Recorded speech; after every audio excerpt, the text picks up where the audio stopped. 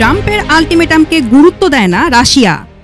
Medvedev Ukraine যুদ্ধ অবসানে রাশিয়াকে দেওয়া মার্কিন প্রেসিডেন্ট ডোনাল্ড ট্রাম্পের 50 দিনের আলটিমেটামকে মস্কো কোনো গুরুত্ব দেয় না।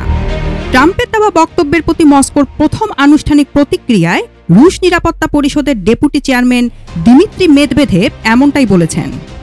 এর আগে সোমবার ট্রাম্প ঘোষণা করেন, যতক্ষণ পর্যন্ত ইউরোপ অস্ত্র সরবরাহের জন্য অর্থ প্রদান করবে ততক্ষণ পর্যন্ত ইউক্রেনে অস্ত্র ও সামরিক সরঞ্জাম পাঠানো অব্যাহত রাখবে ওয়াশিংটনের। মার্কিন প্রেসিডেন্ট আরও বলেন, ন্যাটো এই প্রক্রিয়ার সমন্বয় করবে। ইউক্রেন সংঘাত সমাধানে ওয়াশিংটন এবং মস্কো যদি চুক্তিতে পৌঁছাতে ব্যর্থ হয় তাহলে রাশিয়া এবং তার বাণিজ্যিক অংশীদারদের ওপর 100% পর্যন্ত আমদানি শুল্ক আরোপ করবে যুক্তরাষ্ট্র। জবাবে দিমিত্রি মেদভেদেভ এক্স পোস্টে লিখেছেন, ট্রাম্প ক্রেমলিনকে একটি নাটকীয় আলটিমেটাম দিয়েছেন। পরিণতির আশায় বিশ্ব কাঁপছে, যুদ্ধবাজ ইউরোপ হতাশ, রাশিয়ার এ নিয়ে কোনো পরোয়া নেই।